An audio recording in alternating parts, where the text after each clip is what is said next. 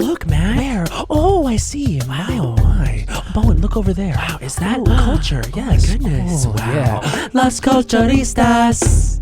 Ding dong, Las Culturistas calling. Well, this is a brand new space, and I really had to orient myself. It's very Sunset Boulevard. Those people out there in the dark. Boulevard. Yeah, I love that for you too. When Vanessa's character is auditioning to be a QVC host. QVC host. You know what I just realized about you? They'd be so lucky to have you go to QVC. No, don't even. Why are you offended? I said you could sell products on television live. It is a hard job, and it is kind of too. It's like encased in amber, that kind of television. You know, it's like time. Like seeing Stacey Rush do it from The Real Housewives of Potomac, be a QVC legend. I go, this is so comforting. These women are selling some of the ugliest jeggings you've ever seen in your life. It's like a jewel tone jegging that comes with a bracelet. And it's like a Christ bracelet. It's like what I love about these jewel tone jeggings is I can feel confident and sexy while also staying a Christian woman. Yes. And I'm a Christian woman while I also, you know I'm fun. And that's one thing at home that I think a lot of people are thinking, and I know there's a lot of good Christians out there, is could I still be fun? Wow, now these are flying off the shelves. We've already sold 12. These are good. These are really selling. And we only have 15. And so that's why I'm saying and that's how I know there's a lot of great Christians out there. These and this isn't jeggings. These jeggings. jeggings. But this is, and can I just say, we were just doing it. You know, we were just doing it. You were doing it. No, you. I was. I'm sorry, am I blind? Was no, he you not both doing were it? doing it really. You were hello? both doing it. Yeah. We were doing it. I like threw a penny in the fountain. Girl. You know what I mean? I didn't fully. You threw a rhinestone. Wow, a jewel tone. A jewel-toned rhinestone. So this is a writer, too. I mean, writer, performer, stand-up legend. By the way, like we're sitting here, we're just thrilled because this has been a long time coming. It's been a long time coming. This is someone who has seen us bomb and grovel and just be among. Not bomb. We've bombed. I've in front never of you. seen you bomb. I don't know if like when have we? I've never seen you guys Rosebud, bomb. that's not true. No, I would not say that. I would honestly say. I'm sure I had Union Hall sweats in front of you at some point while you were in the back. Being like Union Hall sweats? Is that something we'd call it? It's a Union. I felt many Union Hall sweats. Guess I crushed at Union Hall every time. You've never had the Union Hall sweats. Only Oh. felt the Union Hall shoulder shake. Getting off stage killed them. One time at all Union 80 Hall, of those people. I was bombing so hard. I turned around to the lady who's hanging on the wall, and I said she was Mary Todd Lincoln. But that's not who that lady is. Yeah, but you know what? Who is that lady? I don't know. It's just some lady. She might as well be Mary Todd. She's Ms. Hall. Ms. Hall. Mary Todd Hall. Mary Todd Hall. Mary Todd Hall. Of course. But listen, this voice that you're hearing, if you're listening to this at home, is one of our pals. It's been a long time coming. The Mother Lode is the special. Honestly, it is funny every single second, which, dare I say, you can't say even about stand-up specials, most of them. This is about any piece of comedy. Any piece of comedy. Like, come see us at Union Hall 10 years ago. You'll get a few chuckles in there. You'll get a few chuckles and that's it. She self-directed it, which we need to talk about because that's fucking so fun. So cool of you. So fun. We need to ask you about this. She's on the Harmless Lady tour. By the time this comes out, she will have Baltimore, then Edmonton, then Sacramento. Shut up. I can't believe it. You know my tour dates. I know your dates. I don't know the dates. Well, it's from April to May. know the cities. I know the cities. I think Cleveland is in there. Cleveland's Did you in say there. That? I think by the time this comes out, but Cleveland, anyway. from the future, go see. Yeah, and if Cleveland, you just missed me. Really feel shame about this because the fact is, this is one of the greats. Please welcome into your ears, Rosebud Baker. Hi. I'm so excited. When I saw you at SNL the other night, the overwhelming joy I felt, and it wasn't just because Lady Gaga was in the building, it was because Rosebud was there. Shut the fuck up. No, it was. Every time I see you at SNL, I get excited. And it's not just because somebody from outside of the building is in the building. Yeah, the SNL sweats. You know? The SNL sweats, where you're like, oh my God, somebody. Humanity. Does it feel, have we talked about this? It feels a little bit both violatory and exhilarating when like people from the outside world permeate. Yes. And it's odd because obviously love my husband, hate bringing him to the parties. Really? I feel like I'm babysitting. He doesn't operate operate with, this is the problem, he doesn't operate with the same level of paranoia that I have to operate at. See. So I walk around after him just being like, what'd you say to them? What'd you say to them? It's like knowing where the landmines are in the battlefield. Yes. And he'll be like, they were fine. And I'm like, yeah, but what face did they make? Right. I now just pictured Andy just walking into a battlefield, and it made me laugh. He's a funny guy. Funny guy. He is. He is a redwood. Yeah, honestly, He is a redwood. Yes. BTS for people that were not here for the conversation prior to us recording. I saw Redwood last night, the Idina Menzel Tree musical. We were calling it Tree Dina. Here's what I'll say. I loved watching her in the tree, and I loved how much joy she was feeling doing the musical. And that is where I will end. That's my what comment. people say to me every week after an SNL show. I like you. You're having so much fun up there. So much fun in this sketch. And that's what a comedy show should be. Yeah. And that's what's important. You bring us joy. Yeah. And you're happy. Yeah. You're you so have no happy. idea You're so what happy. I've been through. Yeah. But anyway, the special is so good. It's so Thank good. you. Thank you for watching it. I truly, when I started doing it, when I was like, okay, I'm going to do a special about like becoming a mom and what that feels like, I was like, this feels a little bit like walking into an open grave. Yeah. Because no one cares. No one cares. Whenever I bring up motherhood, I feel like I just was like, are you guys into rollerblading? Like everybody just looks at me like, if you are, I guess, So I tried to make it a special that felt like whether you had kids, didn't have kids, it was funny and you could enjoy it. And I feel like I succeeded. You did. It just feels like you the entire time. It doesn't feel like this is my special on motherhood or becoming a mother. It feels like this is Rosebud's special. Right, and I love that about it. Thank you. I mean, like it's great. You really are one of the best joke writers out there. It's true. No, it's for real. I mean, like it's just, I don't know. It's just great to see people like actually put jokes in like a primary level of like, what am I saying? Like it's like and a comedy piece period. yeah, which feels less in a and comedy. less And what's important is that you're happy and you had fun. Yes. You were having fun up And there. you're having fun up there. Wait, what was the choice to shoot? I guess, what was it? You shot it twice. Yes. Once 8 months. So I shot 2 separate hours, right? It was like, I shot the first hour when I was 8 months pregnant. I waited a year.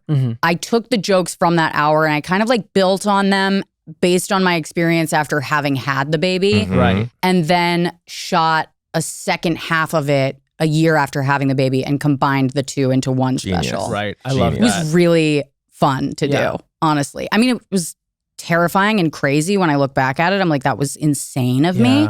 Only somebody who's like living with the fear of being kicked out of the industry would do something like this. Stop it. No, truly. I like that is what I look at it and I'm like, that was what was motivating me. I was like, I have to keep working, like this is gonna feed her, So Right. Oh, I hear you. yeah. So I was like, I was working my ass off, but it was really, when I look back at it, I'm like, it's so, I do feel like, and I feel like a loser saying Say it. it. No. I'm like, it does feel like it's so me. Yeah. And so when I look at it, I'm like, I'm proud of it. It doesn't feel like something where I was trying to like impress, middle-aged men. Right. Mhm. Which when I watched my first special, I'm like, okay, I see what you were doing there. You were trying to like get the respect of the comics Right. and get that, and now I watch this and I go, that was like 100% me and just trying to like make something that I was proud of. Yeah. And like you shouldn't even like rate yourself retroactively on the first special because that is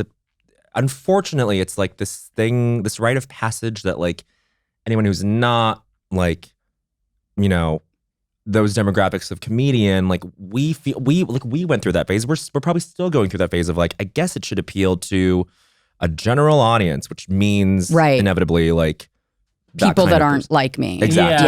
Yeah. Yes. Let me sort of traffic in this thing that I don't necessarily believe in and also am not, so that I can get across this thing that may do better as a result. Right.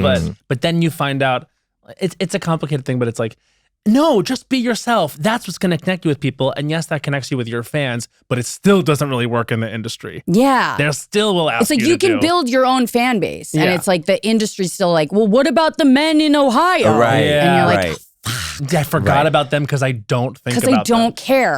Yes, I don't want them. I don't even care. Like, it surprised me that men did like the special, like straight guys did like it. It was a little disappointing, but I was like, okay, I'll take the win. I was like, okay. But it did feel like, I guess that's just what happens. Like when you are you, it doesn't, then that's all you want. Totally. You just want to get on stage and not have to just get over that hump of like explaining who you are in the context of the rest of the world for the joke to land. Totally. Do you know what I mean? Well, and because it's that thing, and I'm rolling my eyes as I say this out loud. It's like you're being so specific that it feels universal. Like right. like the guy in Ohio can appreciate like as a husband getting postpartum anxiety like Andy did or something. Yes. You know what I mean? Yeah. Which I didn't even know could happen either. I didn't know it could happen. But then obviously it made sense. So like it is his child, and it's like if you're someone who can ruminate on the idea of like this is a thing that wasn't alive a little bit ago, Right. You know what I mean? Yes. And you're like, and the whole time, it's funny because I have like a traumatic reaction to like sickness. I'll be like, she's not sick. She's not sick. And then Andy will be like, but she is. And it actually turns out to really be perfect because he'll call the doctor on stuff where I'm like, I don't think we need to be concerned about that because that could be a nightmare for me emotionally and terrifying and for her. And sometimes I'm like, thank God you're paranoid because, Sure. you know, It's a checks and balances. well, yeah. You do think that because also in the special you talk about how you guys were raised very differently. Like you'd make a joke about like your dad throwing you like a football into like a lake and being like, that's how you swim. And then jumping in and saving you and being like, see, look, dad saved your life. What a guy. And whereas like, you know, being Andy's gaslit into loving your father. Yeah, right. Yes. Andy's from Seattle, from a more like, I guess, liberal progressive situation. Yeah. Do you think that has informed you as parents, even if you're like growing up being like, there's no way. I'm not going to throw my kid in the water. Right. Yes, 100%. Yeah. Because I'll be like, I remember him coming home with Minnow and he was like, I think she has a dairy allergy. And I remember my reaction going, no, she doesn't. That's not, those don't exist. Even fully aware they do. But Fully aware they exist. Your parent jumps out. I literally was like, no. Right. Not an option. And I didn't look into it. I didn't ask him why he thought that even. I just went, nah, it's not. No. Brand new gut. Yeah. Brand new gut. Can't have a dairy marred allergy. in this way. Yes. And we found out yes? We did not find out. Okay. I think I actually on that one, he was like, you might be right about this. You won. Yeah. Complacency won. Yes. Yeah. But we will, hopefully we should just get it checked out. Yeah, honestly. Looking at it now, I'm like, we probably should just take a look. The gunkles say, check it out.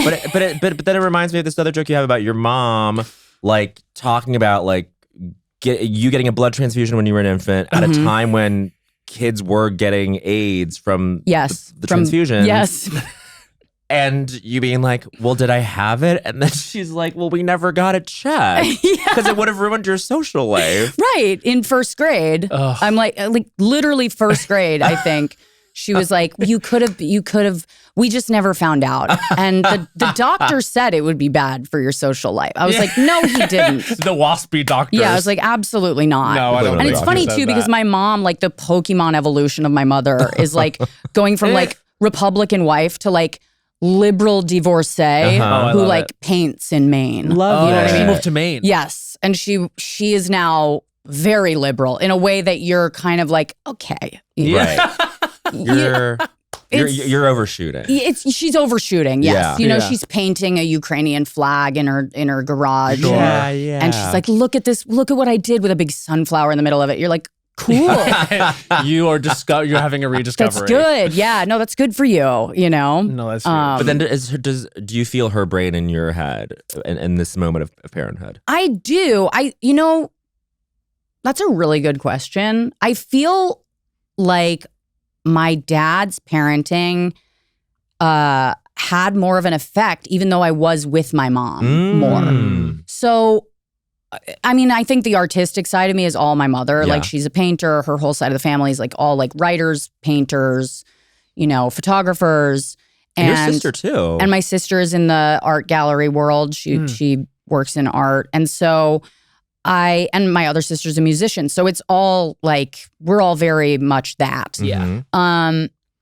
But my dad, maybe it was like the absence of him Right. that made his presence like more of a, or maybe just genetically, I'm that's where it comes from. Do you think maybe like the absence of him made you fixate on him more, and therefore like his parenting like it's the searching for that or the wanting that makes it like, I don't know. I'm just like, I look at it and I go, he was like a fucked up guy, and when I think about it, I'm like, he's kind of the reason I'm funny. Yeah, you know, I like when I think about my dad making fun of people jogging. I'm like, that's like stuff. That's my sense of humor. He was your comedic influence. Yes. Yeah. Yeah. They do tend to be that. Yeah. My dad, I don't know. My dad, I feel like we probably had similar dads. My dad was a Long Island version of that. Yeah. But it's kind of like, I was listening to the episode with Sarah when you were talking about how you drew him asking for a beer. Oh, yeah. Peanut, get me a beer from the fridge. I mean, yeah, literally. And all my mom could say was, I love you. It's not funny. Did he make you walk on his back when his back hurt? You know what? Such a dad. You know what's crazy? I used to make people do that. I used to make Sudi do that. Yes, you did. Sudi was walking on my back all of college, and now I'm like, did I get that from my dad? I don't think so. My dad would do the thing of like, that up here, out of get nowhere. on my biceps. I can lift you to heaven. Oh yeah, and like I did that. So it was a lot of other physical stuff. And we used to play a game called Crocodile, where he was a crocodile in the bed, and I was like a muskrat, and he would take me and throw me off the bed. Oh, wow. That's the best. That's what we do with Minnow. She loves that. I bet. No, that's fun. Yeah. I want to get thrown. Yeah, it's really fun. She really loves it. She does it to herself now. Where we'll like grab her and we'll throw her into the bed and then we'll say boom while she does it. So then she'll climb up on the bed and she'll just fall into the pillows and go boom, boom. It's very lonely to see her do it to herself. You know what though? Sense of humor forming. Sense of humor. She's pratfall. Oh yeah. Pratfall queen. Big time. Big time. This is, you've been asked this a million times, but with two comedian parents, what do you What's expect? the likelihood? What do you expect her? How's she gonna like spit that out when she grows up? You know, I have no idea. I genuinely hope for her sake that she's not a comic, but I also am like, I understand it's my job as a parent to nurture whatever whatever she wants to do, and that is like what I intend to do. And if she wants to do comedy, I'm gonna be like, great. That's awesome. But then also you guys are gonna be there as comics one day watching her sets and being that's like, gonna be really tough. Ooh, yeah, because you're gonna have to go through a developmental period. Yeah, you know what I think is, I just based off of her personality so far, I do think that if she doesn't like it right away, she's gonna be like, I don't want to. Yeah, I'll be a doctor. So it's like, great, let's do it. Gemini moon.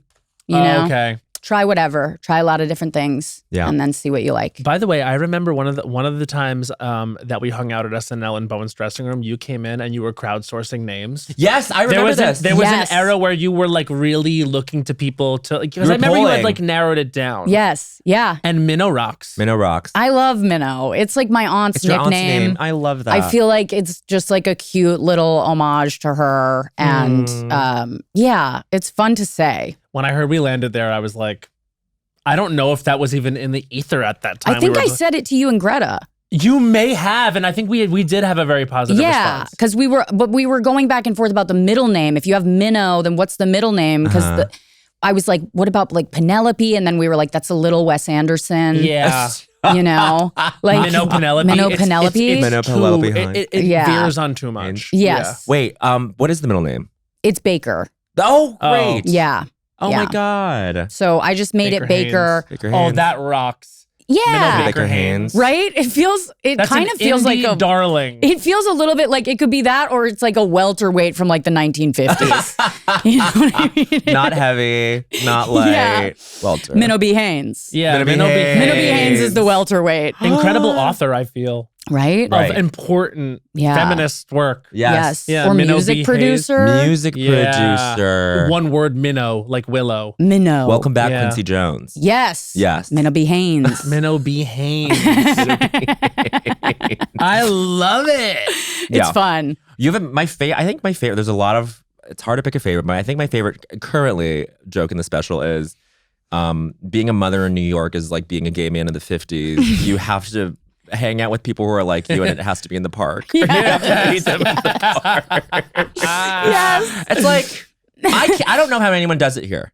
I really don't. Yeah. You can't go to fucking restaurants. You can't go to restaurants, and people talk to you differently. Like Yeah. people that you've known your whole life, they talk to you differently. I was dying at Mama. Mama. Hey, Mama. How are you doing, Mama? Mama. And it's not even and then you are like a gay guy too, because we're all calling each other Mama out. In the bar. Right. Mama. Hey, Mama. Hey, Mama. Hey, Hey, Mommy. Mama. Yeah.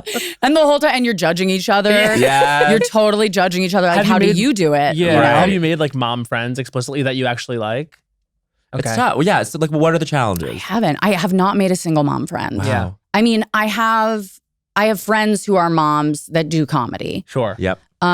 So like comic moms, I do get along with really well because I'm like, they get it, they understand. Yeah. But it's weird to be a stand-up who's a mom because you don't really fit in with the other moms, Right. and you don't fit in with the stand-ups, and you're just kind of like, so stand-up comics who are moms or parents, you kind of understand. Yeah.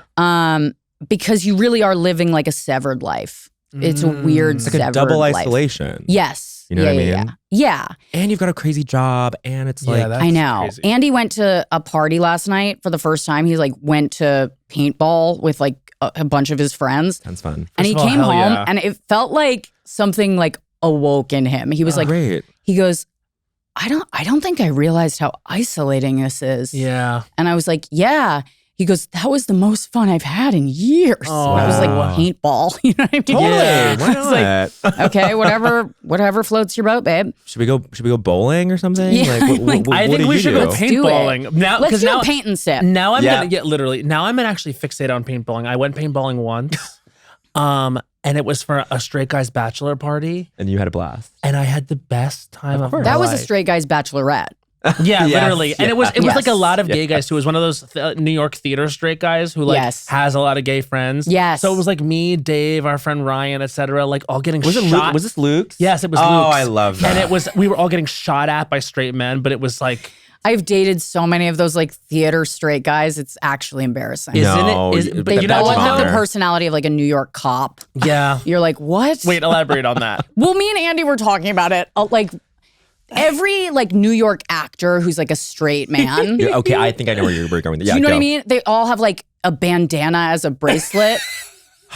And they'll be like, yeah, I'm an actor. And they've got like a fucking leather jacket on. And they have this Yeah. energy. You're Like right. they throw a cigarette and they fucking spin on it. Yeah, they like, you know what it is. I completely know what it is. I can Yes. name like 3 people. Yeah. Damn, you're right. They're all like that. And you just want to be like, you're not actually a cop. Yeah. You know didn't you book aren't- Law and Order yet. Yes. I know you're living like a blue collar life as an actor, Yeah. kind of, but Kind like of. your hands are soft. Right, Yeah. right. I also think like those guys go through phases too, because in college, that's when they're the worst because Yes. they get so much action. Yes. Like these girls are so starved because it's mostly gay guys and like other girls. And also they're in these programs where they're competing with each other anyway. Yeah. So they're in the mindset of Yeah. like only so many of us can get A, roles and B, fucked. Yes. So and those guys are absolutely spoiled for choice. Yes. And it's a different kind of thing. They do grow up, and everyone we've talked about has grown up. Yes, but they do in college have to send out those signals among their classmates to be like, I'm not gay, by the way. Yes. You know? Yes. Yeah. Like that. It's just a subtle signal. Yes, They're yes, like sort that. of walk down the street yelling, I'm not gay. by the way. And it works. Yeah, I can't. The number of guys that I've dated with like fedoras and it was really a rough time where I wanted to be in a relationship with another artist because I Yeah. feel like they get it. Yeah. They get the life that you're living. Yeah. Yeah. But the actors, honey, I just It's a little too. Yeah, the only word is emo. The word is emo. But how did you and Andy meet?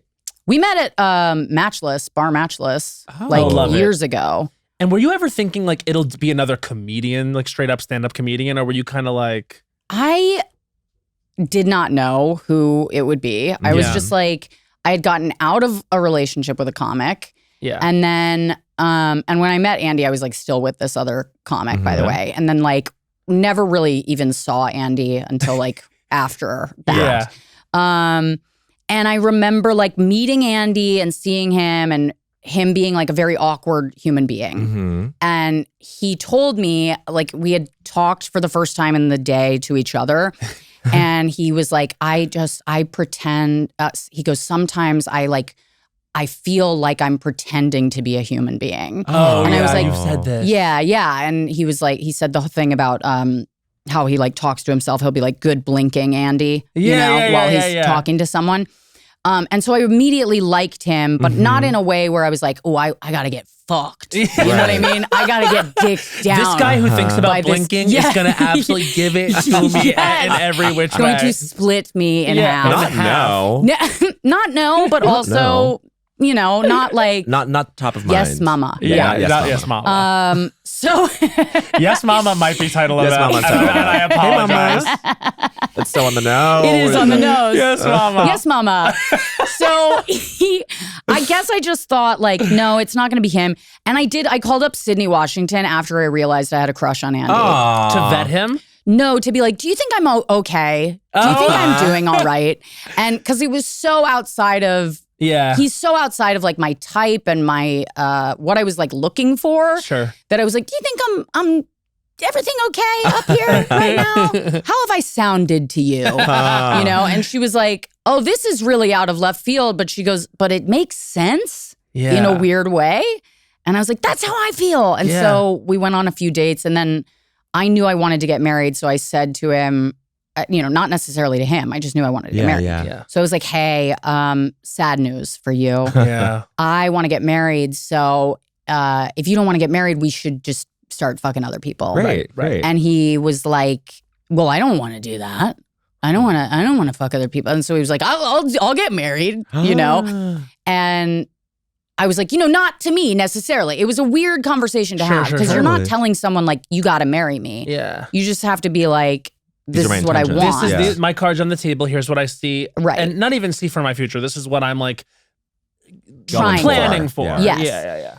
So, and at the time did not want kids, just really wanted to be like married and fun. I just love like a fun married couple. That travel. Unburdened, etc. And they're like, they make each other laugh. I really wanted that life. I was like, that looks so fun. Yeah. And so it was literally 9 months later that he proposed. So, you know, we're both drug addicts. Yeah, 100%. Yeah. We remember when we met him in Montreal? Yes. He was we so had the same sweet. flight back. Did you? He knew who we were. Did he talk We to you were- the entire time about geography? No, but yes, he's a map guy. Yeah, he's a real map guy. He's a real. Wait, what? He loves to talk about. Tell him where you're from. He will bring up at least 3 landmarks in your hometown. Wow. Whoa. He's like, he really is autistic. I was gonna say, is that an autism? thing? We've never gotten him tested, but I'm pretty positive, Yeah. like based on everything that I've read and know about autism, that my husband for sure has it. On some, you know, he's on that spectrum. Yeah, totally. For sure. Because it's crazy. I mean, the way just watching Jeopardy next to him, I'm like, well, why aren't you on there? He should go on it. Should. He should. I know. Let me tell you, like I've been on the Celebrity Jeopardy and did well once I figured out how do you do it, like the clicking of the button, buzzer. yeah. That's the hardest part. Oh, And really? yes. As long as you get that down, he could win. Okay. He could win. Well, Mind you, what I the played fuck are with we like doing? other idiots like me, but like he'd be playing with, you know what I mean? Like, you know, I just think it's a cool thing. Even if we watch, I swear to God, even if you put him on Celebrity Jeopardy, he Yeah. knows every like side character actor's name. Yeah. In, you know, where you're like, how do you even know this? And he's like, he's one of the most famous actors in Britain. And you're like, no, he's not. No, he's not. I wonder who it is now. I wonder who it is. It could be, he says it about everyone. Yeah. How much of it do you absorb? Do you find that you learn things from him, or are you like I absorb whatever? none of it. Like, I wish I absorbed some of it. It would be amazing if I absorbed some of it, but it all just goes like, like There are people that are just like that. I can't. Yeah, I don't know about you. You work at SNL, so you can't remember No. anything, right? My Yeah. brain is fucking Yeah. mush. Yeah. And you're in entertainment, so and also a Pisces, so I assume your memory is kind of shitty. My memory is, well, Pretty good, actually, No. I'd It's, well, okay. My long-term memory is excellent. My Okay. short-term memory is getting worse all the time. And it's, I think it's, I actually started to freak myself out because I think it's about marijuana. I also, like, all my grandparents have, you know, dementia. struggled and met their demise to some sort of like that type of thing. Oh, so okay, I'm now, yeah. I just turned 35. I'm now in that phase of like, okay, so at what point is something coming for me? Right, right. We were saying it's like algorithmically, Death is Instagram coming. really decides at like 34, 35 that you're seeing like panicky, like Yes. middle-aged stuff. Yes. Yes. It happens. Yeah, I was thinking about you the other day. Like, Oh no. because you're 34 still, but just wait. Things change on the day. It What gets way worse in your late 30s, just FYI. What's coming up in the algorithm? I'm getting just pajamas. Yeah. That's not just so pajamas. bad. No, it's like, well, you don't work, right? They're like, you're retired. It's pajamas. Well, then that makes me feel great because the algorithm is still stupid and it doesn't know who you are. But that's also given the number of things I've filtered out because they were literally offensive, Yeah. you know? So it's like pajamas Like and memory drugs. care facilities for you in all caps. Yeah. They're like, a place for mom. You're like, what? A place for mom. You're like, I'm not even 40 And yet. you know it's going to get even worse even now as we sit here with our phones on the table because they're currently listening. This is the Yes. most fucked up thing that ever happened. Last night I'm at dinner after the show and I literally said, what do you guys think about deviled eggs? Like getting them for the table to share. No. I flip open my phone. It's like deviled eggs. It's like the algorithm was like just wanted to talk about deviled eggs. Yeah. And I'm like, this is too specific to not be you literally monitoring me Right. at all times when my phone is like not in Yeah. active use. It's Well, so they and can also hear us just saying we hearing think you we're old. order deviled eggs I thought it was going to be for a senior home. I thought it was going to be that. Your interest changing? Yeah. So might your circumstances. Deviled eggs for the table? A place for dad. A place for gunkle. A place for for Gunky. Gunky. Honestly. Do we like start this now and plan out like an assisted living facility for like Brooklyn comedians or something? when we I turn mean, we 70? should. There should be something, but I'm Yeah. scared because I'm like, what could be worse than a nursing home? A nursing home for For us. comedians. Oh For God, comedians. yeah, Yeah. just desperately trying out your like new stuff. Yes, just or like Yeah. doing bits like people are on when they're in their 80s.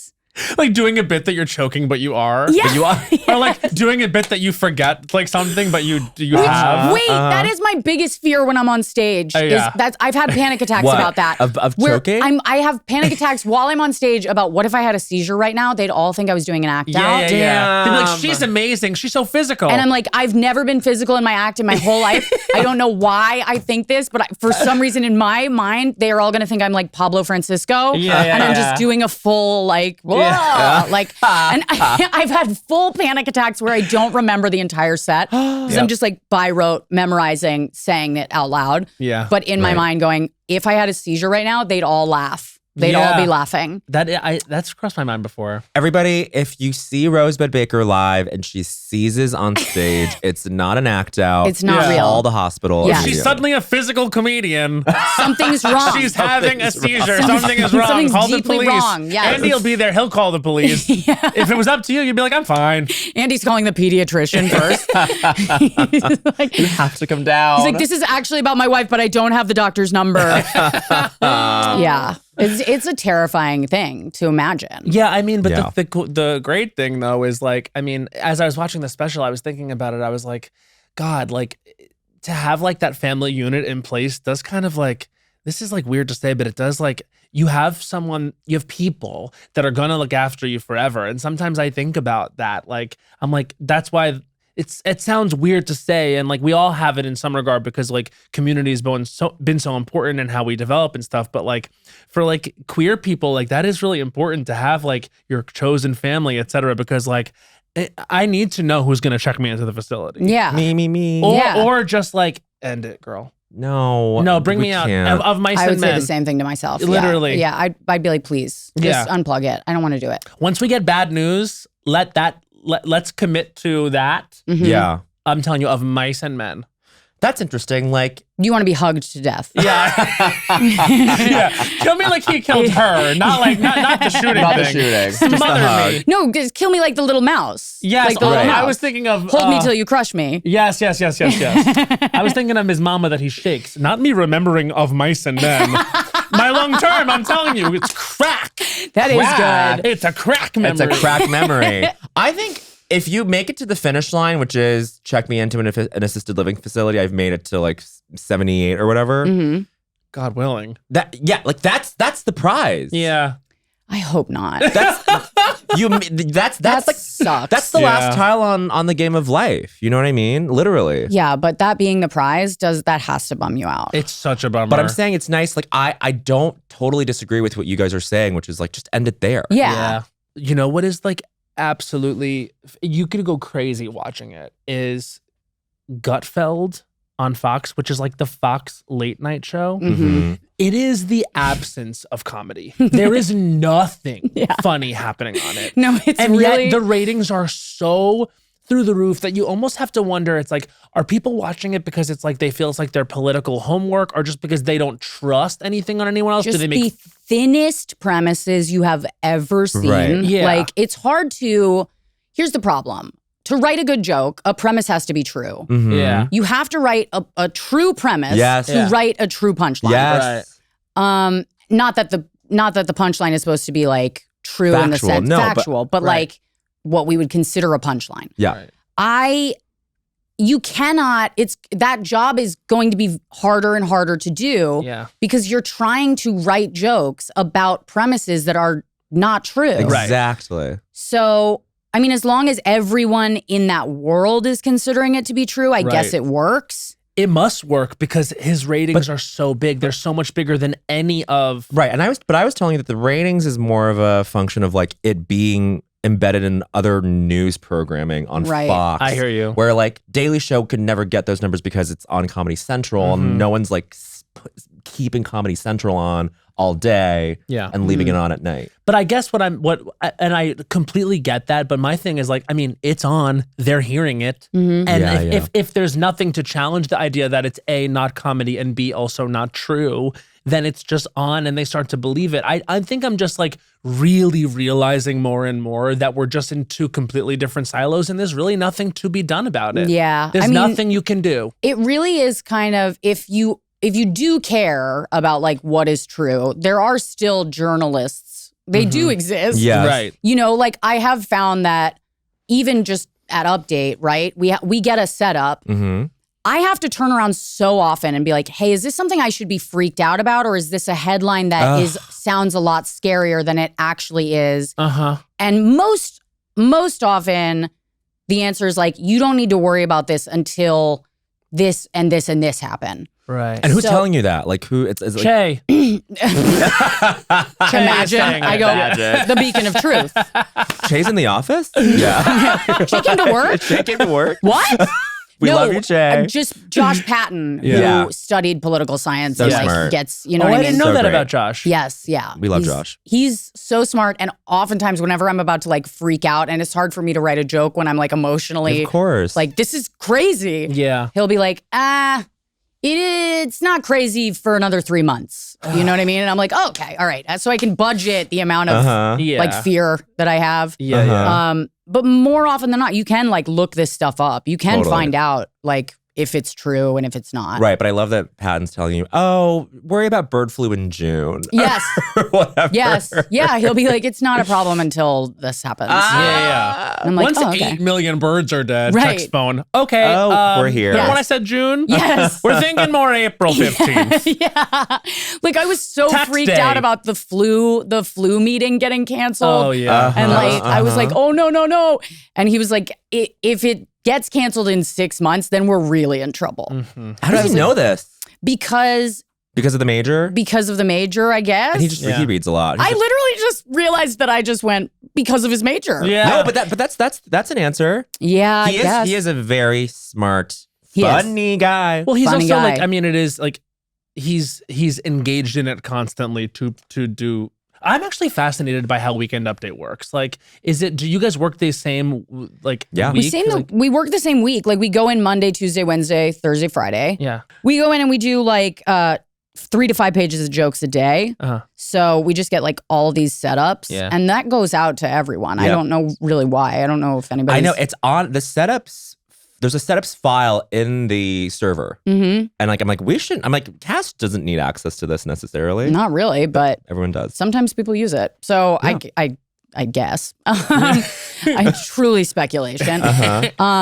But we just write 3 to 5 pages of jokes a day by ourselves and then turn them in. Yeah. And then on Friday and Saturday, we go through all of them once like Jost and Shay have made their picks. We go through all of them. We tag each other's jokes up. We kind of, we listen to them. We listen to the jokes that were picked back, and based off of like the reaction or the way that they feel saying them, it's like they kind of narrow it down from that for Saturday.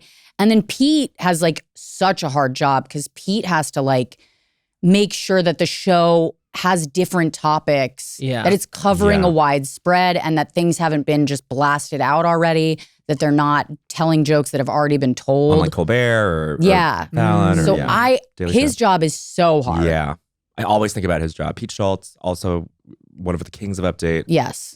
Has to like really keep his ear to the ground in a way that like is hard. Yeah, and keep both hosts happy, making sure that they're getting the jokes that they want off, you know? And then what's the interaction between, I feel like I'm like asking questions. Of No, like, I love so it. interesting. I'm learning too. I don't Yeah. Because really Bowen is such a star on Update. Like, what is the interaction between people writing their updates and like the Weekend Update writing team? Is there? So, well, like when Bowen comes in, he'll pitch something that's like, hey, I'm thinking about doing the hippo, but like kind of making it off of like mapping it off of Chapel Roan. And we're like, great, sounds done.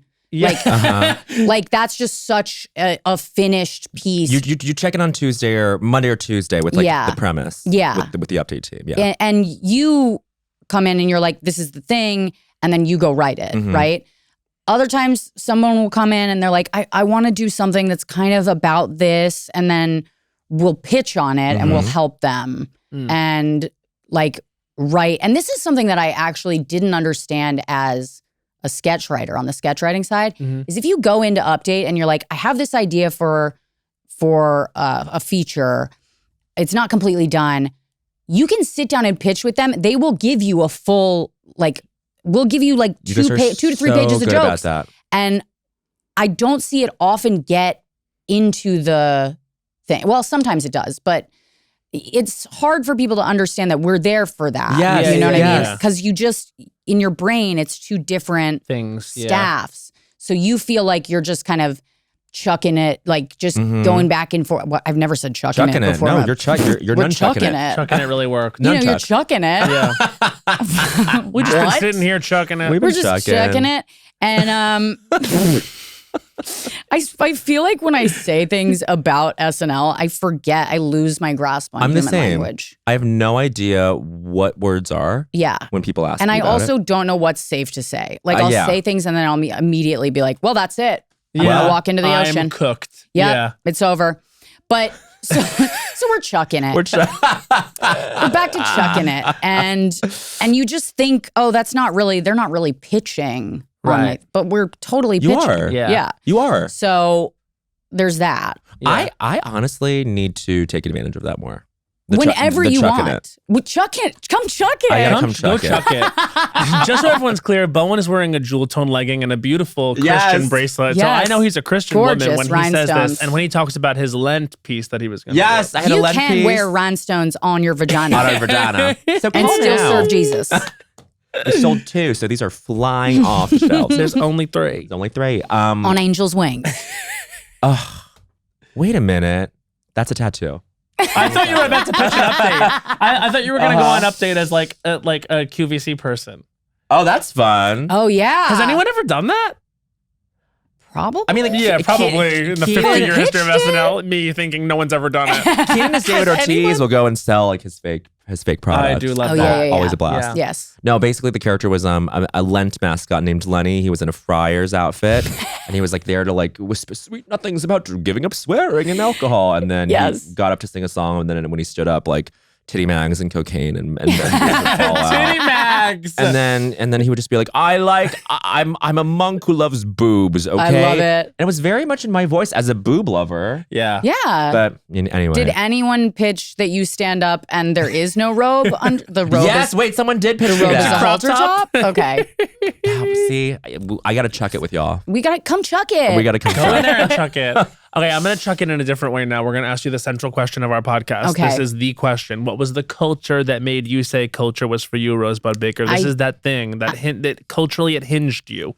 Okay, so I did think about this before I got here. Thank you for that. Yeah, I did. I thought about it. And because a lot of culture I don't remember Yes. because I have blocked out most of my life. However, I believe that dance movies, center stage being the main one. And congrats, Zoe Saldana, on the Oscar. Yes, because Zoe Saldana putting a cigarette out with her pointe shoe sent shivers down my spine in a way where I was like, I can be cool and a girl. Yeah. And like, I don't know if she's the one that got on the motorcycle, but she was in my mind. Yeah. She was the one that got on the motorcycle with the ballerina that drove the motorcycle. Yes. And they had sex in his apartment with like floor to ceiling windows. Oh, They had the same wow. windows as the friend's apartment. Yeah, they did. That Yes. like a completely unattainable thing that some people in New York were living in film and television at that time. Yes. Floor to ceiling windows. Yeah. Totally. And I think that just made me, that sort of turned me on in a way that, in a theater kid kind of a way. Yes. Sure. Which I have been, I would say, closeted about for most of my life, that I was a theater kid. Now, This is why you and like Greta get along. Mm-hmm. It's because you can both meet each other. Theater kids from DC? Yeah. Yeah. Damn. That's the common thread. Yes. Two of our greats. Mm-hmm. Two of our greats. That So Greta it was like Rose. anything that was like based in New York City, like Rent, obviously, musical.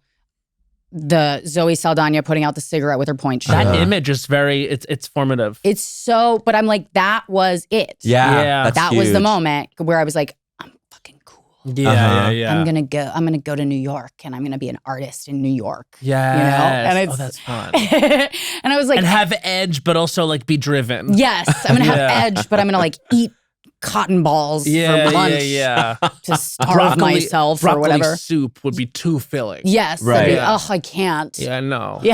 Dance movies as a Possibly. genre have really fallen off. I just like, but we need more of them. Like the last big ones were like Step Up. Do you want to know what? I think they sequelized them all too much. I Yeah. think Step Up 2, 3, 4, 5, 10, You 15, gotta stop. 28. Yeah. Once you it just feels This like isn't diluted. Toy Story. Right. Exactly. I mean, like unless you're actually gonna like really make them different and change them, I feel like honestly they got over franchised. Also, Sure. I think that if you follow the arc of any dancer, and their career is going to end way before 5 movies. Right. You gotta, you can't. Nobody wants to see a dancer after retirement. Not only just because I guess your body changes and gives up, but like is not able Your to body, do your this. body's washed. Your body's washed. Your body's washed. After 2 years in Vegas, hoofing it for J to the low. yeah, shucking it with J-Lo. Then also like the lifestyle, chucking it with J-Lo. The lifestyle, I guess, also was like, we can't keep doing this. Right. Yeah. I can't keep just wearing a flat rim hat and doing Get Right. No, you can't. You know? Absolutely not. You'll kill yourself. Yeah. But I mean, like, where is our generation? This generation's like flash dance, showgirls, dirty dancing. Like, what dance? Is that what you're talking about when you're, when you're talking Yes, dance I'm movies? talking about those dance where people were having like, they were in high school and they were dancing up Yeah. against each other. They were like, they were on teams. They were fighting each other with dance. It was like, it was our West Side Story. I mean, Yes, what's you know? crazy is like they literally did West Side Story, but I don't know what it was. It just, that it just didn't hit the culture because it was good. But the thing is, like, you know where those dance moments popped out, which they haven't really done in a few years, are those live musicals that they did. Yes. Yeah. Like the Grease live musical that they did So on Fox. fun. Yeah. That was exactly what like Julianne Hough was like made to Meant Yes. to do. And I'm like, why isn't she the huge like old Hollywood star of these types of movies? It's because they don't make them anymore. Yeah. I think that people have gotten to, this is just a theory, but I think we've gotten too invested in the villain running the story. Like the anti-hero. The The dark other anti-hero. side. Yeah. We all love the anti-hero. Yeah. You know? And I think we all sort of leaned into the anti-hero with Tony Soprano and Breaking Bad and all these. And all of a sudden we were like, a dancer who wants to make something of herself. Like, Right. it just didn't, I think we all have just leaned too far into that. So much so that we, made one the president. Right, you know? right. I'm like, let's just get back to like fun dance movies. dance movies. I think that Oh, I was so just right. it actually speaks to like my I don't think so honey from the other week, which was I need to see animated movies, Disney, whatever, for kids, where the villains die really Gruesomely. bad deaths. Yes. Because they used to do it all the time and they got afraid because it's not just anti-heroes that we're obsessed with, also protagonists who are complicated. And Yes. the villain is what's inside. Right. It's her insecurity. Right. It's the fact that she has a weird identity she hasn't come to grips with. That's the villain of the story. It's like, no, give me a fucking one-eyed total bitch Yes. coming in here who wants to kill. TK, it was puppies for Cruella de Vil. They would never do that. They would never do that There now. would never No. be a woman dressed in the animal she killed anymore. No. Not for No. kids. We've had too much. Like if these are the three stories, man versus society, no, man versus nature, man versus man, man versus versus himself. himself. Right. We've had too much man versus himself. I'm over Enough with Enough. man versus himself. No. We need to fear the villains of the world because they're out there. Man versus the algorithm. That is the fourth one. Yep. Wait, this is whoa.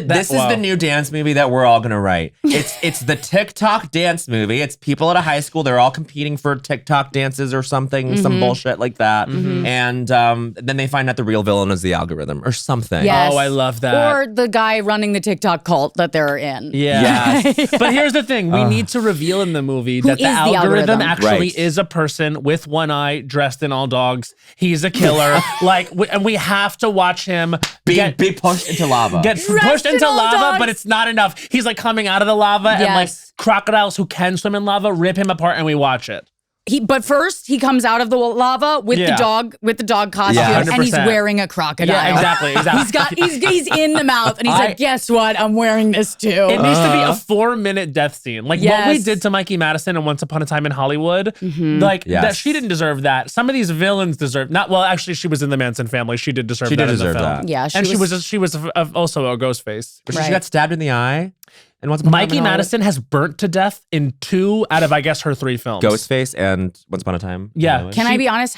I did not watch all of Once Upon a Time. I do like certain scenes from it, but mainly I just remember Brad Pitt on a roof. Right. So- He was Because I on a lot did of take a roofs. photo of the screen in the movie Yeah. theater, He which was looked good. insane. Yeah, I mean, and he's okay. predatory. the man looks good in a lot of positions. But I was alone in the movie theater. It's not okay to. I was literally like, Oh, That's please. even If better I'm to alone in the do. movie theater, my phone is out. I'm not watching. I shouldn't have come. Like, I'm telling you, like, it's for sure. like, it's I'll really text. bad. Sometimes I'll pick a Text. movie that I know no one is going to be there for just so I can go to text in a dark room. That's and amazing. I don't know what that You is. know, I used to do that when I was having a really bad day. I would get a karaoke room by myself Oh, And do- that's and good. sing? and sing by myself. That's amazing. What was- were you chucking it on? Just chucking it to like the hardest ones, you know, Yeah. just like Yeah. trying to Celine. belt out a Whitney Houston. Good. Yeah. Just give it a shot. So Totally. Celine. Vocally push Mariah. yourself. It wasn't a place where you could like, rap hard. It wasn't a place Yes. where like whatever. It was about pushing yourself vocally. Yes. It was like, God. I just want to, I don't feel my sponsor, my therapist. Uh-huh. I'm like, there's a team. The care Yeah. team. There's the care But yeah, team. It there's the takes a care village. team. My therapist sponsor.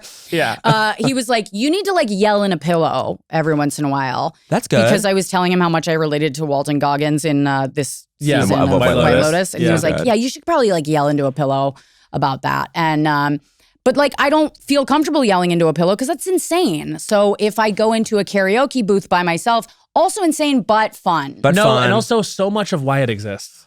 yeah. Have you ever booked one of those rooms? I think they still have them in New York, where it's just like old printers and TVs, and then you take a jackhammer and you just like, it's like you office space it. Oh. I've seen a lot of people do that, and I wanted to do it so badly, Uh-huh. but I was pregnant at the time, and I was like, "This is when I actually need this, and it's not safe." and it's Yeah. not safe. Yeah. Now, if you would like, I would let's all love- go. Let's do it. I think all of SNL should go. yes. That would be help amazing. us Yes. so much. Oh Yeah. my God. Yes. You know Like- what I mean? Maybe It would- like while they go to the host dinner or something. Yeah. Like you guys just go skip out on a Tuesday, just take an hour and a half to go like yes.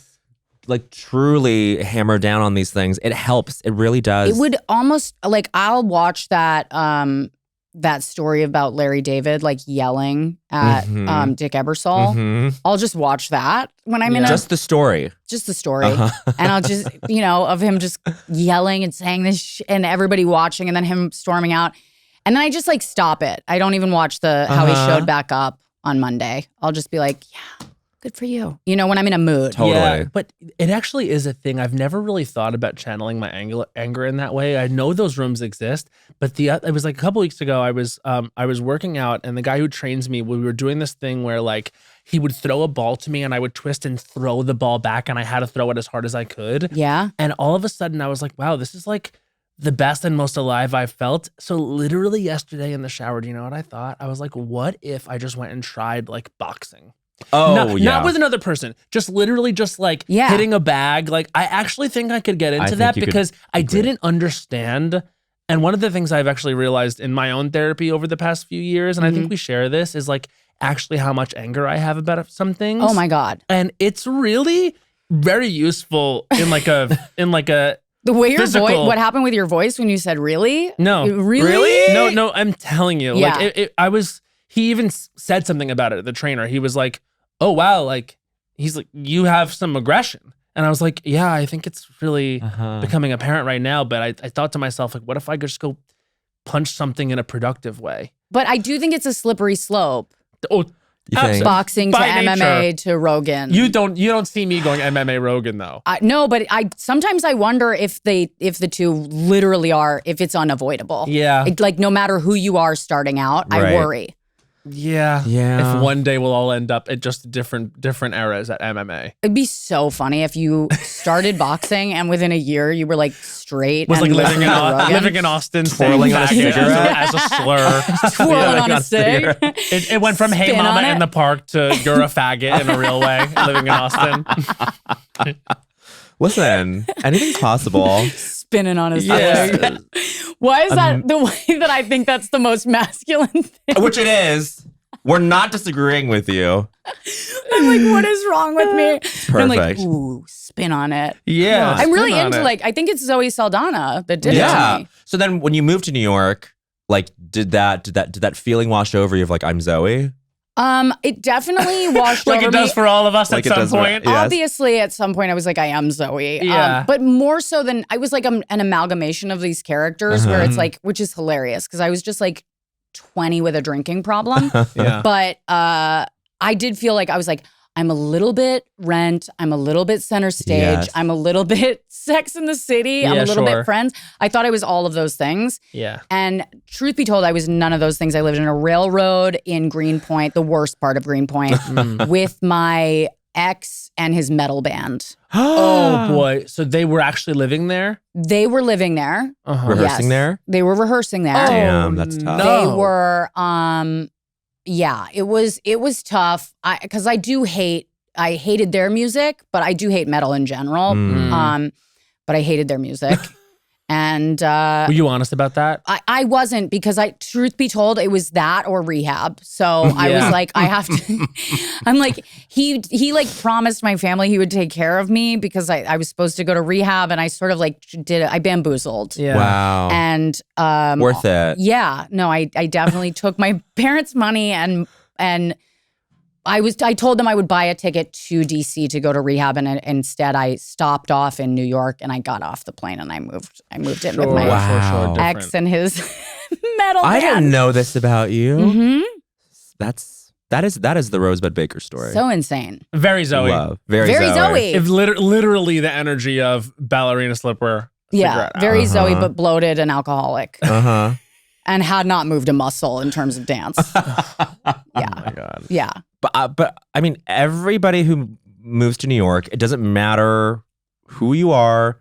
There's some piece of media, and whatever. I'm not saying anything new, but that like you just are fantasizing about. And you think you're Yeah. living. Yeah. For guys, it's like, I don't know, taxi driver or something. Mhm. Maybe. I don't know. I will Anyway. say that is a theater guy. That is a theater straight guy's version of a New York City life. Right. Yes. And then for like women and gay guys, it's Sex in the City. Sex in the Friends. City. Yes. But then, so girls hit when we were like at the end of college, like / getting out of college, and we were like, oh, wow, this is like the literal version of what it is. Yes. The Greenpoint metal band is very girls. Very girls. Yes. I was actually Hannah. You were. Yeah. Yeah. Wow. I was Hannah, having terrible sex in an apartment with a boyfriend that was building things Yeah. for no reason. I'm like, there's nothing to be built. It's Yeah. a rental.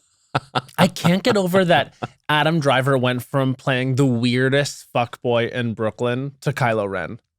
And you know what's even weirder is that he was hotter to me as the weirdest fuckboy. Sure, of course. Absolutely. 1,000%. I think that was honestly one of the top 3 things that made that show successful. Yeah. Was The debate. Just how reasonable it was that this was the hottest guy all around. All you Even wanted though was he for them to end up so together. Weird. Do I have like lipstick like caking? Nope. Okay. You look perfect. But what is it lately about? I feel the same way. My lips have been like, I'm so conscious of my lips lately. No, I know, because if a gross lip is really something that you live with, like There's it's like nothing bad worse. breath. No, gross lip is worse than bad breath. It's rule of culture number 19. Gross lip is worse than bad breath. Yeah, I guess so. Mine just chaps the same spot, and I peel from the same spot constantly. Mine gets mealy in the corners. I'm mealy? like, Oh, I'm really God. sorry. That Yeah, was like a bad so apple. disgusting. I feel the need to like turn to everyone here and say I'm so sorry. No, and I'm to glad you at said it home. because that's what I'm worried about right now. I'm like, I feel wasn't like I have a thinking about mealy it lip. until No. you said it, and now I'm self-conscious about it. But let's just live in this together. And if you have MAC lipstick is like, it's great for stage or whatever, but it just cakes. It clumps, it You're like, cakes, yeah. ugh. Damn. Yeah. I don't want to have a cake on my lip. Anyway, no, not we were cake. talking about Adam Driver being hot. Well, I mean, and also it's funny that you say they were having bad sex because I remember this must have just been my Oh, no, sexual Matt. experience at the time. But I was like, is what they're doing really hot?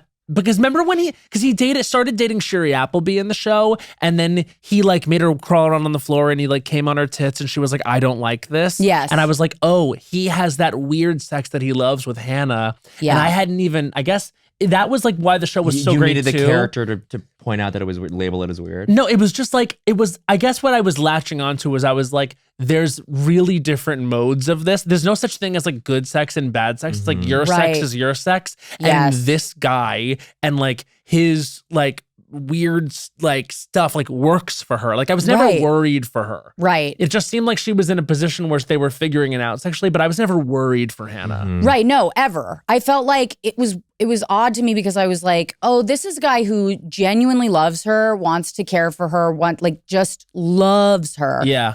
And for some reason, it's like sexually, he's like into this shit, you Yeah. know? And she kind of always seemed a little bit like, I guess. Yeah, you're You know, right. and you that know, was that the part felt of it very that early felt 20s bad. of it. Yeah. Because it always felt like Hannah was going like, sure, it was Yeah. always, she literally would like shrug her shoulders as consent. And then they'd be Yeah. like, yeah, cool. But it was that. I mean, that's why I gotta say, like when I was watching Girls, and then I think it was like Me Too a few years after that. Yeah. And I was like rewatching it. And I was like, well, this is half of my sexual experience Right. as just a person that grew up when I did. Yeah.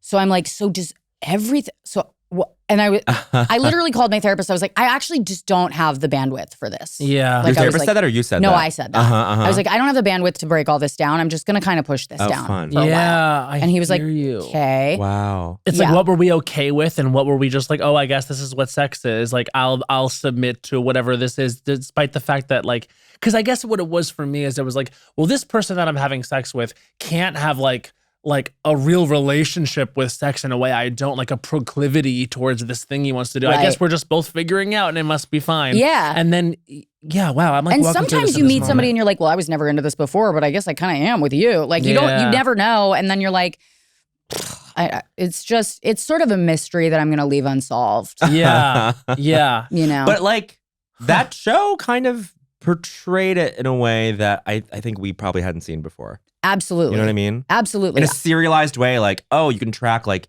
the sex that Adam was having with this character is not the same as the sex he was having with Hannah, and therefore that is Yes. this weird sort of Questionable, yeah. whatever. And like I like they definitely didn't do that in Sex and the City. It was always like fun. I know the you sex know? scenes in Sex and the City, when you rewatch them back, you're like, no. It's like that's not even that. It doesn't even look right. No. It wasn't even staged. not Like lit all this right. Samantha stuff is just like, ha, Yeah. ha. Like it's like I don't know. What I loved about Girls was like it never made an attempt almost ever To make it look sex good. look hot Good. or good. Yeah. Yes. It was always weird. It was ridiculous, always absurd, Yes. Yeah. odd, and clanky. Yeah, Yeah. Even, and like that was the whole thing with Adam and Jessa too, right? Like the first time they fucked, it was terrible, and they Yes. were so positive it would be good, Right. And then it eventually does get good, and they get on the same page. But like those two characters having bad sex was it was such a moment in that show. Yeah. They were chucking it. Yeah, they were really chucking it back and Chucking forth. it is title of that. That's what it is. Chucking it. It's not Hey Mama. It's Chucking it. It could be Chucking Chucking it. It with Mama. chucking it with mama. Chucking It with Mama might. That's the winner. People are gonna be like, "What's this gonna be?" They're chucking it. They're chucking it They're with gonna Mama. find out. We're chucking it. We're clanking it. I think I said clanking a second Clanking? ago. Yeah. Yeah. When I was talking about the very, sex in girls, I said clanking. Yeah. Which it does actually work. it's clanking. Yeah. It's very Judy Garland, Meet Me in St. Louis. yeah. Clang, clang, clang. Clang, clang, clang. Wait, I It's know. Scarecrow meets Tin Man. Yeah, Clang, clang, clang. Yeah. Imagine if they fucked. It'd be terrible. I would watch. I would Yeah. watch. The Scarecrow and the Tin Man. I'd getting Google on. it. Yeah. I want to click the link. Yeah. I'd Our ChatGPT it. Sam Search it Mazzoni out. always goes, Yeah. I'd click the link. Whenever he sees two hot guys in a picture together, he goes, I'd click the link. That's Yes. funny, actually. That's really That funny. is so oh God. I'd click I clicked the I'd link. click the link. He said it's about me, a picture of me and someone else the other day. I was like, Ooh. not you clicking my link. Not me responding to a picture of the baby with that later today. Click the link. I clicked the link. Oh my They're God. like, no, that's not how you do it. I was watching Denise Richards has a new reality show on Bravo. It's like Denise Richards Yes. not on Housewives, and she was talking about like her daughter joined OnlyFans. Yes. And she kind of couldn't really say course. anything because like she hit Hollywood and was doing like wild things, etc. And they have But a then different Erica brought it up. Right. And so yes. And so but now on the show it's like they're explaining it more, and the daughter, Sammy, was like, well, it would have been fine had you not joined right after. Because Denise was like, well, then I joined OnlyFans because I didn't want my daughter doing it alone. Like, I wanted her to feel like empowered Okay, about Denise. it. Okay, Right, Denise. And then the daughter was like, do you know how embarrassing it is for me to have to explain to my friends like why you're on OnlyFans? And it's just so funny that culturally that's where we're at. Like, Mom, I do porn. Porn is my thing. Let me do porn by myself. Mom, why do you always have to do porn after me? I know. I was doing porn for years before you, but I understand why you're upset, honey. Okay, I do need to watch this show then. I texted all of them. I was like, you told me that you were newsflash, enjoying I it. just want to say, cling, cling, cling. I just want to knock on the door and say, Denise Richards is giving something on the, You'd on the click the reality link. show. You'd I click clicked the the link. Yes. On Peacock. I'd click the link. Yeah. Rosebud, any Housewives thoughts you want to get off your chest? Yeah, what's up? So many. I have so many. I feel like I've never loved Sutton. I'll be honest. We're having a hard time. But you're loving her. No. I've never loved her. Yeah. But now I am like, you are an evil person. She's the villain Or at this the very year. least, she's just broken. You know what I mean? Okay, well, then, but no, yes, but no, that's but no. I've said, generous, but yes. I've said Yeah, evil that's too. anti-hero. I've said evil too in the past. Yes. I just, watching her sit across from Dorit and do this, Ugh. Oh, the wallet thing really bothered me. like with the eyes, I was like, calm down. Bully. Yeah. You look like Ramona. Yeah, it was giving Ramona a bit. Control your face. Control your face. Also, if the insult was about like wealth in a way that was like trackable or actually funny, that would be one thing. But it's like you need to fight with someone whose wallet fits. It's like, well, a wallet doesn't fit. The And- premise has to be true. Yeah, the premise has to be true. And I'm just like, and then like it was so easy to dunk on her because the rest of the women were just like Kyle said in the after show, she was like, well, then we have to talk about where you actually got your money, which is from a divorce. Right. Period. Thank you. Like, so that's just it. And I was like, do you feel this backed into a corner or are you just that mean? Because I think she is that mean. Yeah, I think agree. she is that mean because she's never been backed into a corner once that I've seen. I'm like, except somebody maybe said something about her drinking, but it's like, hello, that's the job. yeah, but also there Yes. were things to say about her drinking. Yeah. I remember the show one time, like they showed her pouring like a huge cocktail in the middle of the day, and on the bottom end of the bottom thing it said 11:45 a.m. Yeah. It was like the show was pointing The it show's out. Right. calling it out. You're like, okay, well, maybe don't do that on camera. Yeah, or if you're gonna, yeah, exactly. If you're gonna do it on camera, expect that one of your castmates whose job it is to say something like this, Right. may say something like And this. the whole show, the whole premise of the show, and and this is why the logic of it gets so depressing if you really like start to think about it, Yeah. is like you are putting your life out there. Yes. And you're gonna get torn apart. Yes. And that's kind of what we do with Housewives. It's fun to do. We feel better about ourselves doing Yeah, it. yeah. And it's fucked up, but Yeah. it's sort of the last like dark, disgusting habit, I think, of like this part of culture where it's like, listen, let's enjoy it while it lasts. It's WWF for women and gays. Yes. Absolutely. 100%. And I will say, when I did, because I have publicly spoken against Bronwyn on Salt Lake. And then I met her finally at the SAG Awards.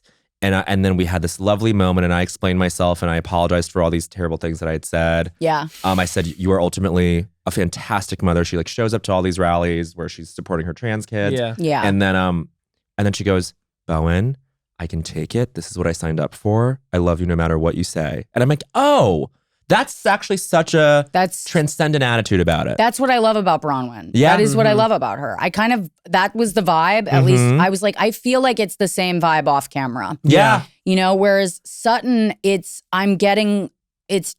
Jekyll, Mr. Hyde. I was just going to say, yes. You know? It's Jekyll Hyde, for sure. I feel like Dorit, I'm really loving Dorit this season. I'm loving her kind of like snapping back and getting mad, and I'm just enjoying that. Yeah, it's because it's real. It's real. That's ultimately what it is like the authenticity is kind of, it's like she has no more fucks to give because it's kind of like, you know, this job now, the Housewives is now like, you know, she doesn't have to like think about like what her husband's gonna think or like pretend at all. She's like, oh, this is the place where I can be my most authentic now. It's not, but I don't have to wait to fight with my husband behind closed doors. Right. Okay, great. Then I'll just say what I feel. Yeah. And she'll be like, hey, little peanut. Anyway, she's a cunt. Yeah, I'm like, yes. Yeah. Like, I love that she's like a good mom. She's sweet to her kids. I love the way she talks to her children. I was never talked to like that. I mean, my mom was like very sweet and loving and kind, but she didn't call us like little peanuts. And like the little nicknames that Jackie. Yes. Yes. Jackie. Yes. He just has like the cutest little nicknames for them, and I just think that's really sweet. Aww. But I mean, who knows? They'll probably grow up to resent her for it. I mean, if it's not that, it's definitely the show at large. Right. Like, I was a television star at what age and I didn't know? Yeah. That. Did you guys watch Potomac? Yes. Stacey Rush is his everything. Stacey Rush is my everything. Stacey Rush is so funny. And I want to say, I believe her. I believe her too. Really? Yes. Thank you for saying this. I believe her. Because TJ has clearly shown himself to be like a bad person. Yeah. Why would I believe this man? Why would you believe him? What Truly. about him even read as even a teensy bit believable? Right. And I believe that she's like heartbroken over the fact that like this guy who, whatever it means to her or to us, her best friend would then betray her and go on and tell the man like, oh, she was paying me to be her boyfriend the whole time. Like, that would be a heartbreaking thing. And she would not know how to, she was probably in shock in that moment and did not know how to like explain that because it's such a hurtful thing. No, I feel like the way that she handled it, I was like, you guys are just making her look more innocent. Yeah. And still I rise. But Still I Rise was a moment in culture history. Yes. But I will also say, Rise. I think it's somewhere in the middle. I think she did not offer to pay him, but it was fake an and arrangement. staged. Sure. I think the whole thing was fake and staged, whether or not like they made an agreement that money would change hands. I can understand why you guys think that's definitely didn't happen, but I do think that they either did not know each other. Like, I don't even believe that they were best friends. I believe that he was flown in because he was like wanting to do it. He probably was, you know, two-faced to her as well. Like, I just don't believe it was real. I just think once the show was out, he could not handle the humiliation of people being like, well, he's clearly this, for guys that, the other, and yeah. he's whatever. He's And for the streets and for the guys. right. Yes. And so Yeah. he probably needed to retaliate in some way, which is to embarrass her. Right. And he did it in a very, may I say, Please. homosexual way. Yes. By calling into the reunion. By calling into the reunion and being like, run me my money. Yeah. It's like, okay. Yeah. Now you're just stirring the pot. It felt like a flavor I recognized. Yeah, he was dropping tea. He's dropping more tea. Exactly. He was chucking it. Yeah, he was chucking it. He actually chucked it into the reunion. And then when Eddie got first chair, I was like, thank God. Thank God. I love Eddie. Eddie's hot. Eddie's a hot. And Wendy I had always an amazing reunion. Yes. Yeah. Yeah. Oh, yes. Yes, she did. What do you guys think of, I don't know why her name's. Mia. Thank you. Gotta go. Right? It's time. It's curtains. It's gotta go. Yeah. We're done. We're done. I think she probably is, because the thing is, like, you can't really just, I mean, she literally just left. And I know Andy hates that. Yeah. Right. Like in a punitive like way. Like I think so. I also think if it wasn't so clear that storyline is like circulatory now and has run its course, and also I do think we've seen all of her tricks in terms of like funny things she can say, do, etc. Yeah. I think we can lose Mia, and also I think she's just like a straight up villain. yeah. Like I think you see the good sides of every housewife and you love the good sides of them as well. With Mia, it's just getting harder and harder to understand, like, where's the side of you that's really, I mean, walking off for her kids, if I were to believe that was, I think it was partly why she walked off. I believe that. But like, walking off was like maybe the most redeemable thing she did, where I'm like, okay, yeah, stand up for, get out of there if you're not, but the problem is I've seen so much of her behavior is like sort of mean-spirited or manipulative that now it's hard for me to believe that when she does something redeemable, it actually is for the right reasons. Totally. Sorry to use ABC language. No, but bachelor language. Bachelor nation language. Her walking off is a redeemable thing, but she still walks off. Like at the end of the day, she still is pulling away from the whole thing in a way that you're like, well, then you shouldn't be here. Yeah. And you're in that position because you did this to your children. Right. Like, it's like, yeah, sure, you're walking off because not my kids, but it's like, we wouldn't have a not my kids situation had you not broken the that. news of the divorce to the kids on camera. Yeah, it just doesn't really math for that to be the thing that's like as if Giselle had crossed the line. And trust me, like, I don't have love for Giselle Bryant, but my thing is like she's expressing her views on it, which were a lot of the viewers, positions, which was, we can't really believe you went. I'm about gonna say it I kind of do like Giselle. That's okay. That's an opinion. Please. She's such and that's an opinion. And we're just chucking it. We're just chucking it around. I'll chuck it with Giselle. I would. Yeah. Here's the thing. I think she is she's a Debbie Downer for sure. But I do relate. Yeah. Giselle? Yes. Yeah. As a Debbie Downer. I do relate. My problem with Giselle is when she stirs the pot for no reason. For no reason. That's the thing, is I don't think she's not a compelling person. Like, I actually think she soars when she's like dealing with something personal or with her family, et cetera, like that. Or when she like I thought that. You're so psychotic to throw them out of that. Oh, so crazy. Get in the van. Yeah. I mean, they got there. I feel like when she seemed genuinely concerned for Karen, I was like, this is the kind of thing that like, not everyone can do on television. Right. Like I do think like, and she wouldn't be on television for this long if there wasn't a lot there. It's the very transparent producing that I don't like. And I don't like it when anyone does it. She does do that. She does do that a lot. And the Karen stuff. I do feel like Giselle probably produces a lot in her own life, though. Like that's interesting. I'm like, you're a producer in general. Yeah, because her life is kind of like a reality show anyway. Like, with what's his face, the I don't know. The Jamal guy. Bryant. Jamal Bryant. Yeah. The guy. Soapy. Yeah. I don't know. I've gotten really into Beverly Hills this year, and I did enjoy Potomac. I kind of dipped off at the end, but I did tune in for the reunion. Atlanta had a really good premiere episode. I heard. And, I gotta watch. I will say this. You know what? I'll do it for I Don't Think So, Honey. Okay. Yeah. It's perfect Actually, might be segue. time. Yeah. It's time for I Don't Think So, Honey. This is our 1 minute segment where we rail against something in culture. Yes. Rosebud's a vet.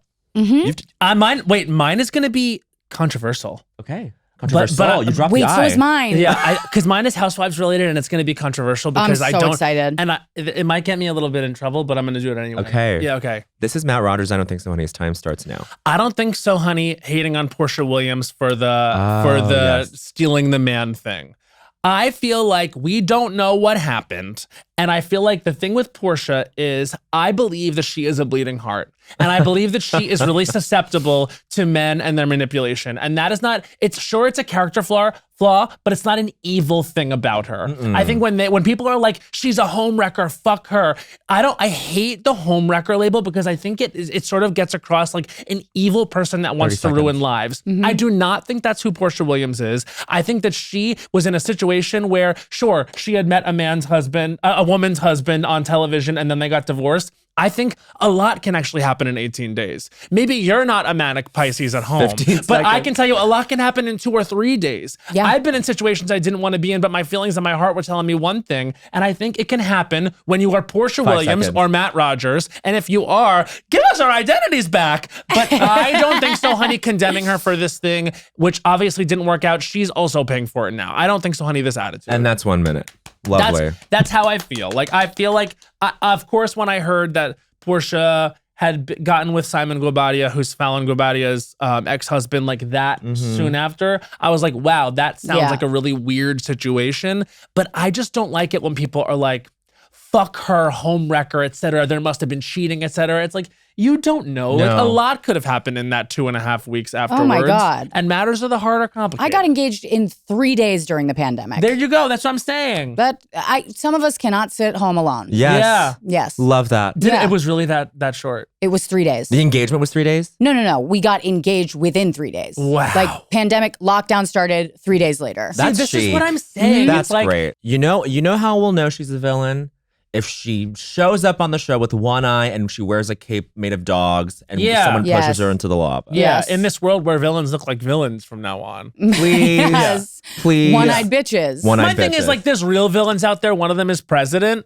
Let's Yeah. not waste energy on Porsha Williams. Let her Yeah. ruin her own life Let if her she's live. gonna do it. It's episode 1 too. I am Uh-huh. saying it had an amazing premiere, and Shamia Morton is now like the center Main of the character. show, and I didn't know that she really could carry that center, but I said kudos to them for making that swing because it paid off. I didn't realize that she had all of that going on. Yeah. But she's gonna be really fun to watch. I Yeah. can't wait. I need to watch it too. gonna You're be a doing a good Housewives one. one too?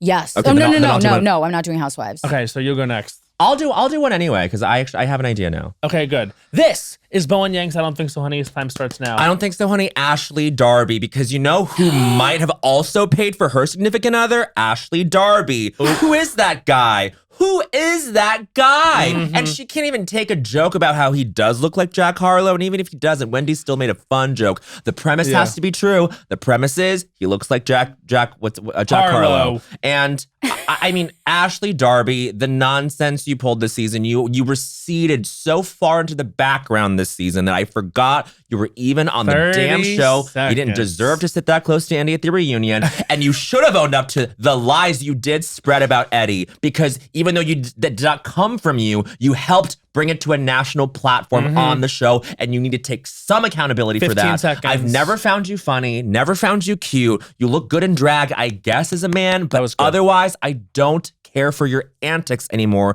if you can even call 5 it that. seconds. Congratulations on your divorce being finalized, but even that situation is very telling about the kind of person you are. And that's 1 minute. Also, the one thing you missed, the kissing with Jacqueline. Kill me. Oh my Kill God. me. It was so hated that. stupid. It was so dumb and fake and It was staged. so I was like, insane. tell me So you're the bad. most desperate people in the world without telling me. Yes. The way she walks and she's like, so. Oh. I'm like, I've Ew. never seen you two talk. No, I've literally And I never also- seen you in the same room. The absence of attraction to each other. Yes. Truly. You know what Zero that count. what that was giving was Ashley knowing she had no storyline and that the Jack Harlow thing is like not real. Yeah. And also Jacqueline being like, something that's not Mia? Yeah. Yes, I'll do it. Yes. What are you gonna do? Kiss? Ooh. We should Yes. fuck. Yeah. And then Ashley being like, no, we don't need to fuck. Like, yeah, totally. Yeah, totally. Anyway, I'm busy getting ready. Yeah. It's like, Just think about being a human and like walking into that thing with the camera on you and having that stupid interaction. I was like, oh, They called the camera guys into that bathroom. I've done student films that were actually less sad. and we're gonna Awful. show them right after this. Tune in. Okay, this is Rosebud Baker's I Don't Think So, Honey. Her time starts now. Okay, I don't think so, honey. Severance season 2's pacing. You guys have the audacity to keep us waiting 2 years only to drop one episode. Like, this is network television, 1997. I don't think so, honey. We are not on the severed floor, okay? We remember what you did to us last time. I don't think so, honey.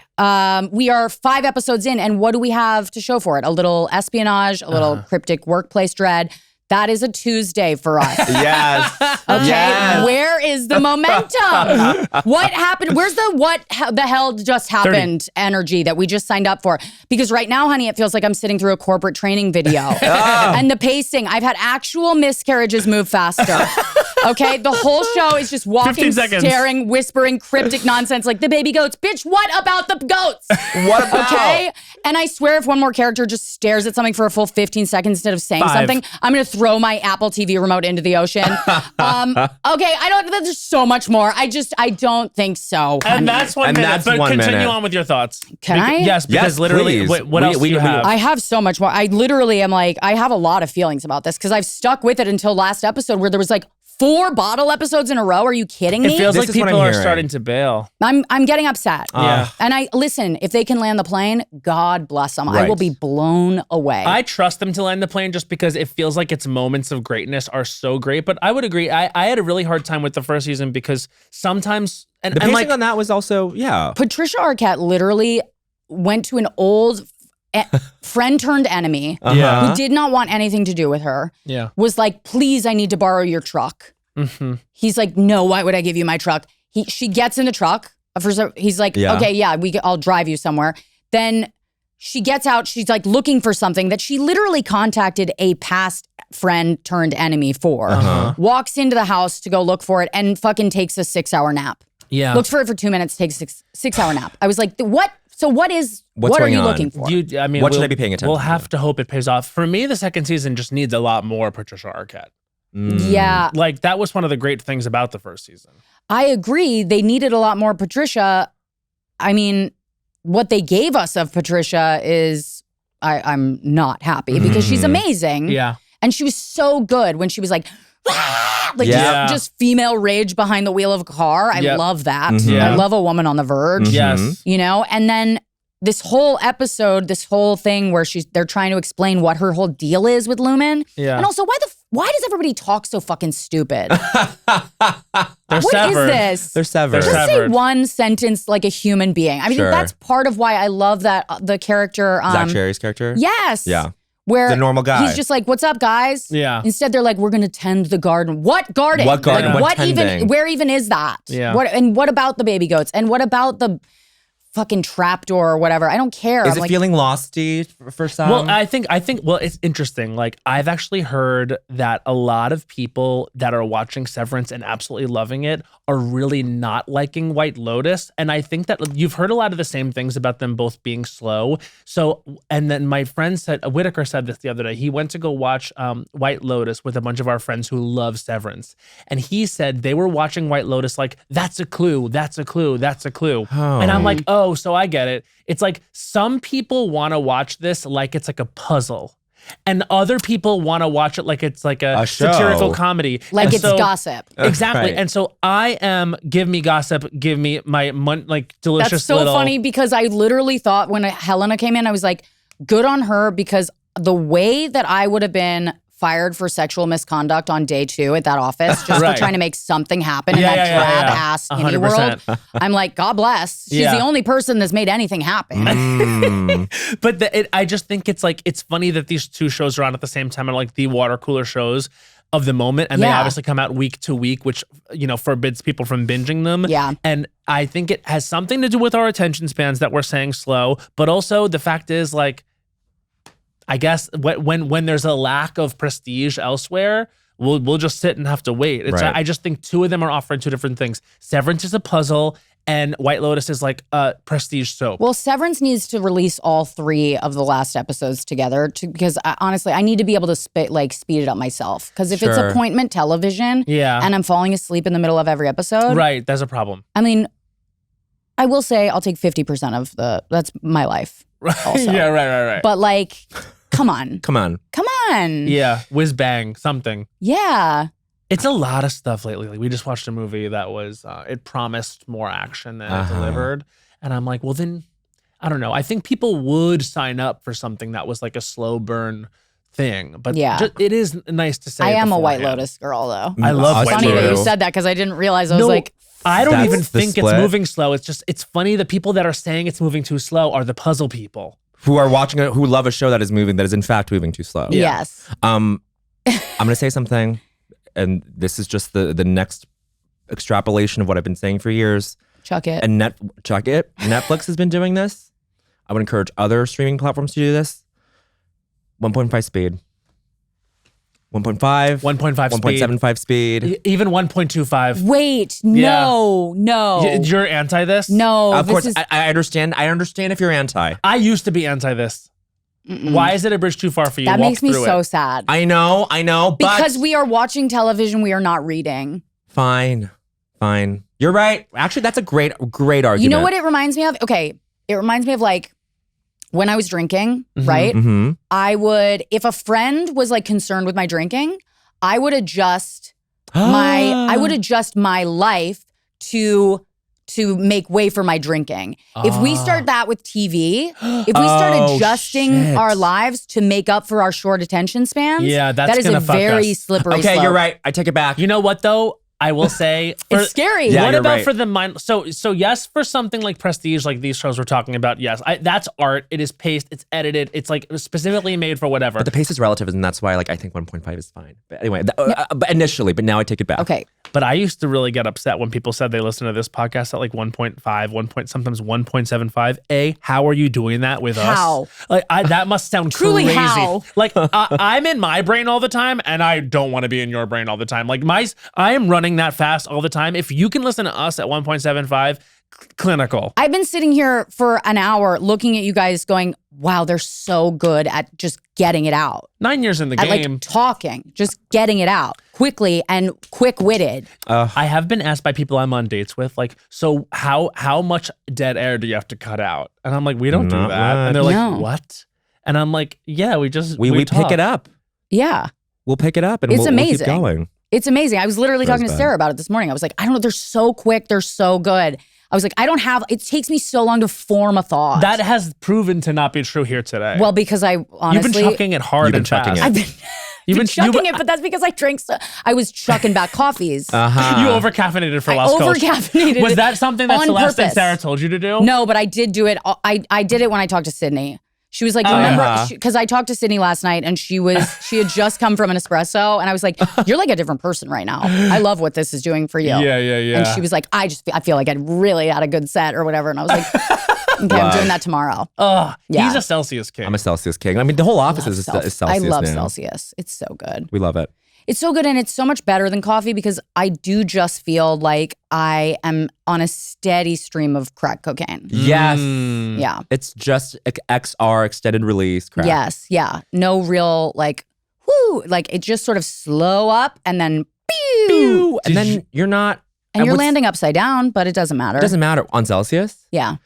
And I find that even the upside down landing is not as bad as like a full on crash. No. It's just like you're upside down, but you're kind You're of still floating alive. to the ground Yeah. like a feather. Did you Yeah. hear Dakota Johnson say she thought it was like a healthy fruit drink? So she had 10 So of she them. had like 6 or 7 of them, and she was like actually like having a conniption on the set, and she was just like, Oh, because no my one told her. God. It's like no, that's like it's a lot of caffeine. Even one is like you're gonna be zooming. Oh my God, that's my nightmare. Yeah. The first time I had 5 hour energy, I had like a full on breakdown in the street. No. I was like, It's- oh, 5 hour was like that was an had my overcorrection seizure. before we landed. No. Yeah, that was- yes, it was crazy. it's too much. It was way too much. It should not have been legal. I think it still is. Still is. You definitely can still get it. I remember like It's a 7-Eleven purchase for a it reason. is, and they look like poppers too. They do. They do. They put them right next Can to I get that little bottle and that little bottle? I want to get absolutely amped and You hold- dilated. Oh, God. You hold them both up and you're like, You're like, have a nice which one night." This has been so fun. This has been so fun. So fun. The Mother Lode. It's on Netflix now. Harmless Lady Tour. Baltimore, Edmonton, Sacramento. Cleveland somewhere in there. You do have a better memory than you think. No, he's great. That's Short crazy. term. I literally was like, is there a teleprompter? That's There's no crazy. prompter. Oh, and you're going on Heather McMahon's cruise. Yes! The Absolutely Not cruise. Yes, So yes. fun. Oh, that's it's gonna gonna be be so fun. many We white love women with Heather. like Adele vacation braids. It's Yeah. gonna be a problem. Oh, And you should get them too. You should. Should be like, hey, ladies.